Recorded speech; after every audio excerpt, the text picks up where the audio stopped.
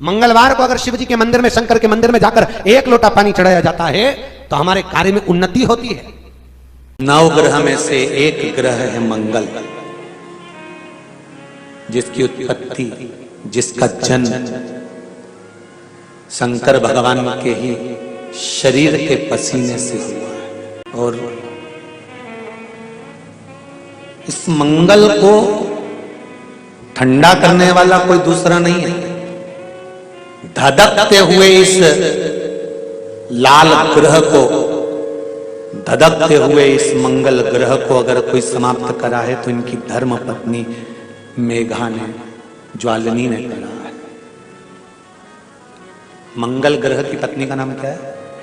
मेघा। किसी किसी पुराण में ज्वालिनी भी लिखा है, अपन मेघा भी समझ लो, ज्वालिनी भी समझ लो। बहुत क्रोध, बहुत क्रोध मंगल, क्योंकि इसके जन्म का जो समय है ना वो बड़ा विचित्र है। मंगल के जन्म का जो समय है वो बड़ा विचित्र। ये ग्रह मंडल में रहेगा, देवताओं के रूप में पूजा जाएगा, पर मेरे क्रोध के कारण उत्पन्न हुआ है, इसलिए इसका ग्रह थोड़ा सा क्रूर होगा। एक बात बहुत ध्यान से सुनिएगा,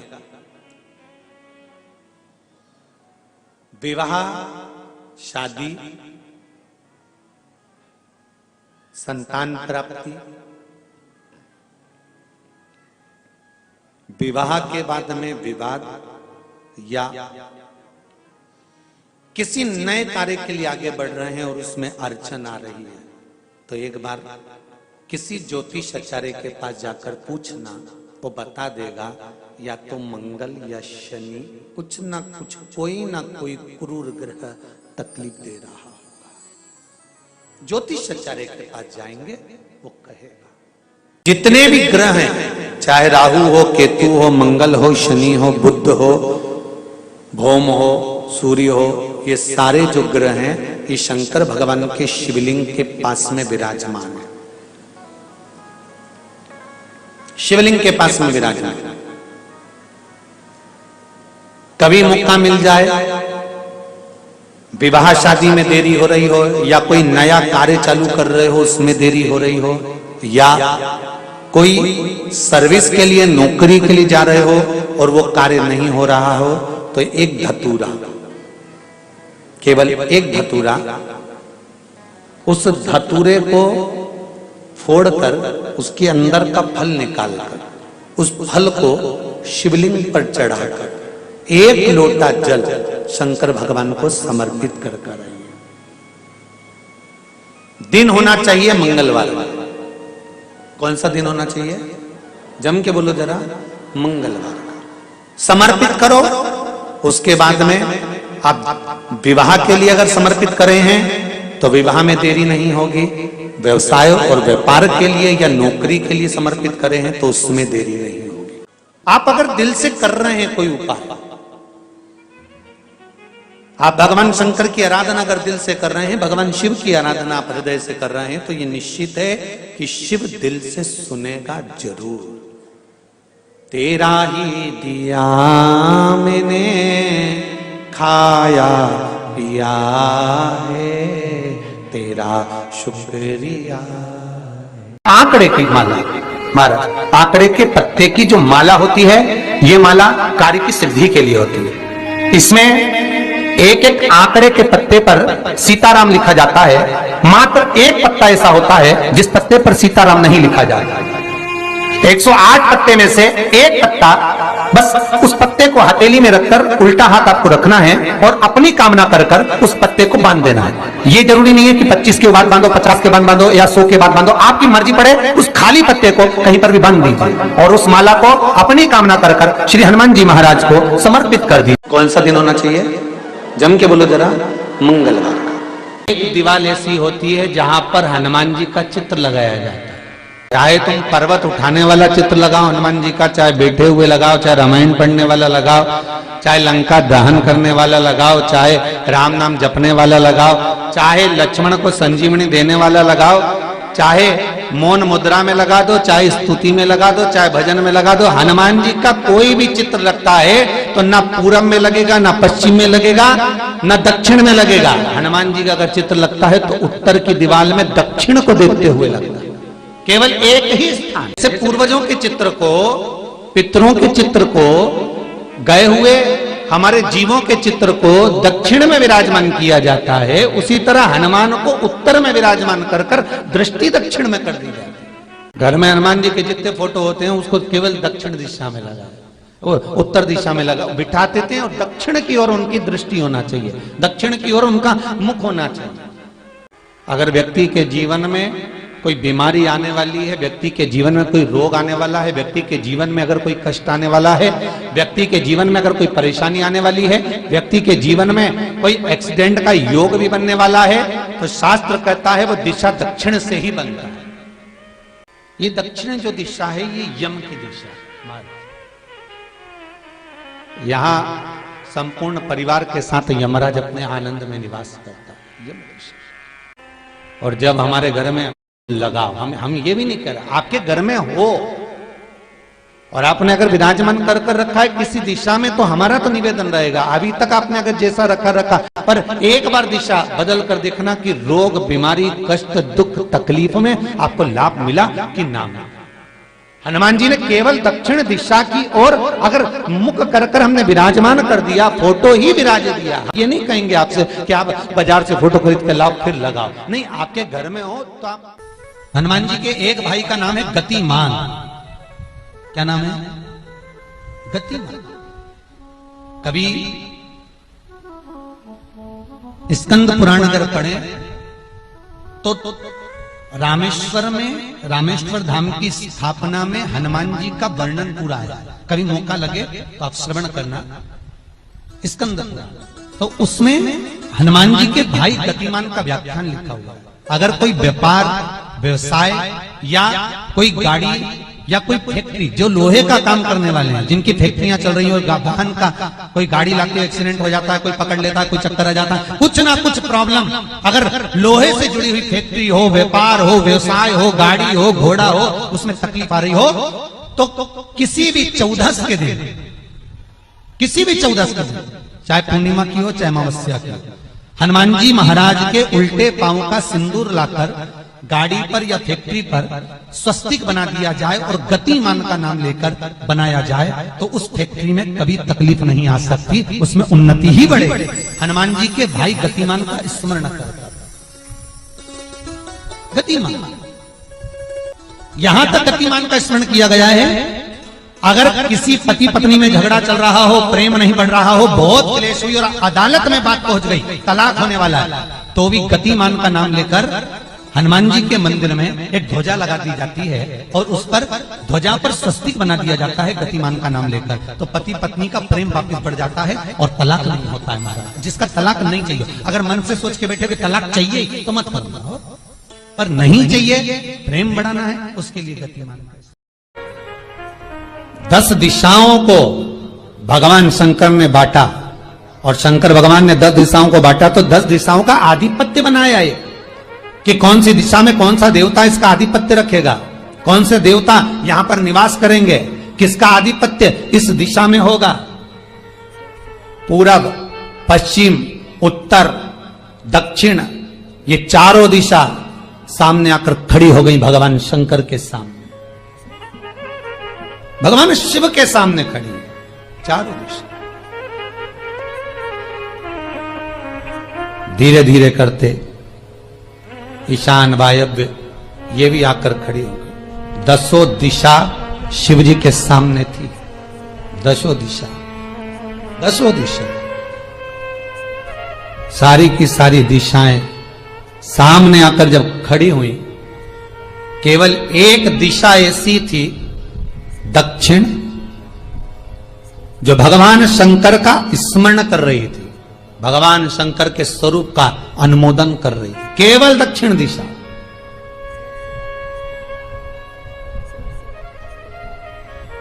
कई लोगों के मन में एक प्रश्न है, जीवन से होगा शायद, और जितने लोग टीवी पर सुन रहे हैं, मोबाइल पर सुन रहे हैं कथा को, यूट्यूब, फेसबुक पर, आपके भी मन में यह प्रश्न आया होगा, कभी जिंदगी में तो आया होगा कि शंकर जी की जलाधारी उत्तर में क्यों होती है।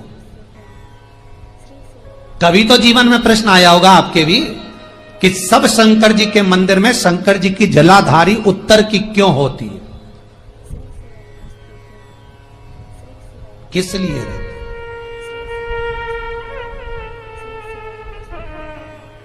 महाराज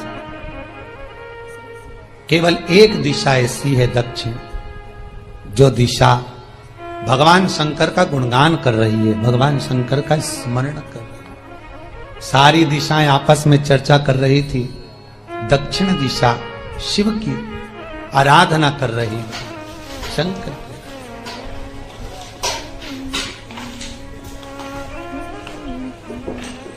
वहीं पर उत्तर जो दिशा थी वो खड़ी होकर दक्षिण दिशा की ओर हंसने लगी। सारी दिशाएं होता है जब 10 फ्रेंड 10 सहेलियां, सरल भाषा में समझिए इसको, 10 फ्रेंड 10 सहेलियां एक जगह पर इकट्ठी हुई और एक सहेली अकेली बैठकर माला जपे, नाम जपे, या हैंडसेट मोबाइल चलाए, या फोन पर लगी रहे, या बात करे, तो जितनी जो सहेलियां होंगी ना ठिठोली तो करेंगी ना। दक्षिण दिशा को देखकर उत्तर दिशा ठिठोलियां करने लगी, हंसने लगी। भगवान शिव की आराधना में दक्षिण लगी हुई थी। पूरब और पश्चिम ये 2 दिशा ऐसी थी जिनको बहुत अभिमान था, बहुत अभिमान। तो इन्होंने तो पहले ही सोच लिया था कि सर्वदेव हमारे अधीन, पूरब और पश्चिम के अधीन सर्वदेव। तो जब सर्वदेव मेरे अधीन है, हमारे अधीन है, तो हम क्यों जपें, हम क्यों स्मरण करें? पूरब और पश्चिम बैठे रहे। एक सिंपल भाव में बैठे भी रहो ना, मत हंसो, मत ठिठोली करो तो भी चल जाए, पर उत्तर ठिठोली करो। और उत्तर दिशा ने जैसे ही ठिठोली करी, शब्दों के बाण कहना दक्षिण को चालू करे। इतने में भगवान शंकर जो मध्य थे, सामने जिस शिव की आराधना दक्षिण दिशा कर रही थी, जिसके स्वामी है यमराज,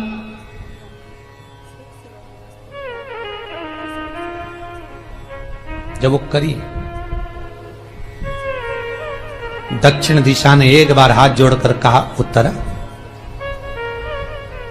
शांत रहिए, अगर मैं शिव आराधना कर रही हूं तो क्या दिक्कत है? उत्तर ने फिर कोई शब्द कहा। इतने में जिस शंकर की आराधना दक्षिण दिशा कर रही थी, शिव को क्रोध आ गया और किसी की तप साधना में, भजन में, कीर्तन में अगर आप अड़चन उत्पन्न करते हो तो जो जब तप कर रहा है उसको कष्ट नहीं होगा, जिसका भजन कर रहा जा रहा है, जिसका नाम जपा जा रहा है, कष्ट उसको होगा। दक्षिण ने तो केवल एक बार मना कर दिया कि मत बोल, मत कर, पर उत्तर नहीं मानी। तब दक्षिण उसी समय पर मौन हो गई, आराधना में डूब गई। शंकर भगवान जैसे ही एक लिंग रूप में प्रकट हुए, भगवान का तेजपुंज इतना प्रबल था कि सामने उत्तर दिशा घातित होने लगी, चलने लगी। क्षमा मांगी उसने दक्षिण दिशा से, कृपा करो। तब दक्षिण ने जल का पात्र लेकर शंकर के शिवलिंग पर चढ़ाया, वो जल उत्तर की ओर गया। तब उत्तरा की ज्वलन ताप समाप्त हुआ। माता दक्षिण दिशा ने वर मांग लिया शंकर जी से, भोलेनाथ आपने मेरी आज कामना पूर्ण करी, मेरी सखी को बचा दिया, कृपा करिए। शंकर भगवान ने कहा, सुनो दक्षिण दिशा, तुम्हारा पति यमराज तुम्हारे साथ में रहता है, तुम दक्षिण दिशा की मालकिन हो और यमराज तुम्हारे स्वामी है। पूरब, पश्चिम, उत्तर, ये 3 दिशा में जो शंकर की आराधना करेगा, शंकर कभी उसकी कामना पूर्ण नहीं करेगा। जो दक्षिण दिशा में बैठकर शिव का जलाधारी उत्तर की हो और दक्षिण दिशा में बैठकर यदि 1 लोटा पानी भी चढ़ा देगा, शंकर उसकी कामना पूर्ण कर देगा। अब दिक्कत यहां अड़ी पड़ी एक है कि शंकर जी के मंदिर में भी पंडित जी पूजन कराने बैठते तो पूरब का मुंह करो, पश्चिम का मुंह करो, पर दक्षिण में नहीं करने, दक्षिण में बैठने नहीं दे। पर शिव महापुराण कहती है, गर्ग संहिता, लिंग पुराण, स्कंद पुराण कहती है कि शंकर की आराधना आप 3 दिशा में कहीं पर भी बैठकर करोगे, शिव शिकार नहीं करता। पर दक्षिण की ओर बैठकर 1 लोटा पानी भी चढ़ाया है, शंकर शिकार कर लेता, शंकर उसको पा लेता। अब दिक्कत यह है कि कई लोग कहते हम तो पूजन करते, भगवान नहीं सुनता, तो दिशा देख ले पहले कौन सी बैठी थी। इतने दिनों से किस दिशा में मुंह रखकर पानी चढ़ाया, वो बता हमको पहले। शंकर जी ने नहीं सुना, थोड़ा बढ़ाई आवाज, गला गड़बड़ हो रहा। अगर शिव जी ने नहीं सुना आपका, तो क्यों नहीं सुना, कारण क्या है वो तो जानो पहले कि क्या कारण है। पानी चढ़ा रहे हो, मंदिर में बहुत भीड़ है, इधर खड़ी हो गई, उधर खड़ी हो गई, इधर खड़े हो गए, इधर खड़े हो गए, तो जो शास्त्र में दिशा कही गई है, शास्त्र में जो वर्णन किया गया है कि उत्तर की ओर भगवान का अगर जल जा रहा है तो दक्षिण की ओर बैठकर 1 लोटा पानी भी चढ़ाया है, शंकर उसे स्वीकार कर लिया। शंकर हनुमान जी की परिक्रमा, भैरव की परिक्रमा, शंकर भगवान की परिक्रमा, शिव जी के जितने रुद्र अवतार हैं, शंकर भगवान के जितने अंश अवतार हैं, इन सब की परिक्रमा का भाव 3 परिक्रमा का। कितनी परिक्रमा? 3। काल भैरव, भैरव की परिक्रमा कितनी होती है? जम के बोलो, 3। हनुमान जी की परिक्रमा कितनी होती है? 3। शंकर के जितने अवतार,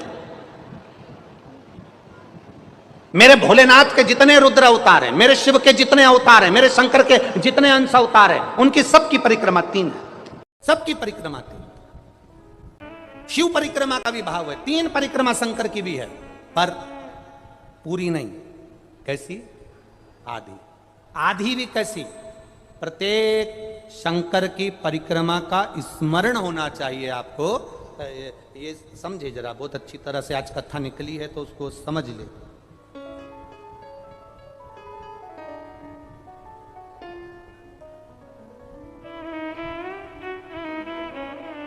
जैसे मंदिर के बीच में गर्भगृह में ये शिवलिंग रखा है, हम जब परिक्रमा चालू करते हैं तो यहां से यूं गए और यहीं से हम वापिस आ गए, वापिस हम यहीं से आ गए। शंकर की परिक्रमा पूर्ण कब मानी गई? आधी परिक्रमा को पूर्ण कब कहा गया? शिव की परिक्रमा को हम पूर्ण कैसे मान सकते हैं? हम कहते हैं, हमारे शास्त्र कहते हैं कि शंकर की 3 परिक्रमा करो, या भगवान की 3 परिक्रमा करो, या देवता की 3 परिक्रमा करो। परिक्रमा का फल कब मिलता? परिक्रमा का अंश फल कब मिलता? शिवलिंग जलाधारी मंदिर के बीचों बीच है। जब मंदिर के बीचों बीच है, नंदी बाहर है, आपने परिक्रमा करना प्रारंभ करा, पूजन करने के बाद यहाँ तक गए, यहाँ से पानी बहता है, जल बहता है, तो हम इसको लांघते नहीं है। नहीं लांघते ना, इसको लांघते नहीं है। जब हम परिक्रमा करने के लिए यहाँ तक जब पहुँचते हैं, पहुँचने के बाद यहीं से थोड़ा सा पीछे हटकर हमको शंकर के शिवलिंग के वहीं से खड़े होकर नंदी का दर्शन करना चाहिए। जब हम परिक्रमा कर कर वापिस लौटते हैं, नंदी का इस शिवलिंग के सम्मुख से जब बाहर बैठे नंदी का हम दर्शन करते हैं और वापिस अपनी जगह पर आकर खड़े होते हैं, तब हमारी परिक्रमा एक पूरी मान ली जाती है और उसका फल हमें प्राप्त होता है। उस परिक्रमा का फल, हाँ, हमने शंकर भगवान की परिक्रमा करी, किसी ने कहा आदि परिक्रमा करो, हम यहाँ तक गए, यहाँ से लौटकर वापिस आ गए। उस परिक्रमा करते समय हमने नंदी का दर्शन एक बार भी नहीं करा। अगर नंदी का दर्शन नहीं करा तो उस परिक्रमा का कोई फल हमें प्राप्त नहीं हो सकता। उस परिक्रमा का कोई फल हमें प्राप्त नहीं हो सकता। अब 3 परिक्रमा हमारा वर्णन किया, तो 3 परिक्रमा क्या करोगे? यहां वापिस आओगे, यहां वापिस जाओगे क्या? बोलो जम के, वापिस जाओगे क्या? नहीं। 3 परिक्रमा शंकर भगवान की जो वर्णन करी गई, यहां से चले, यहां पहुंचे, पहुंचने के बाद आपने यहां शिव जी का शिवलिंग के वहीं से नंदी का दर्शन करा, फिर वापिस पलटे, फिर नंदी का दर्शन करा, फिर पलटे, फिर नंदी का दर्शन करा। यहाँ खड़े होकर आप जब 3 बार नंदी का दर्शन कर लेते हो, एक ही परिक्रमा में 3 बार नंदी का दर्शन कर लेते हो, तो 3 परिक्रमा का फल प्राप्त हो जाता है और हमारा वो कार्य सफल हो जाता है। 3 परिक्रमा का। जब राघव जी चश्मा लगाते थे और इतना मोटा लगाते थे, और शिव महापुराण का एक उपाय हमारे को पढ़ने में आया कि शहद शंकर भगवान पर चढ़ाकर उसको नैनों में लगाना प्रारंभ करो, चश्मा उतर जाता है। तो राघव जी का जब चश्मा उतर सकता है तो बेलपत्री पर शहद लगाकर शिव को चिपकाने से राघव जी पास भी हो सकते हैं, ये निश्चितता है।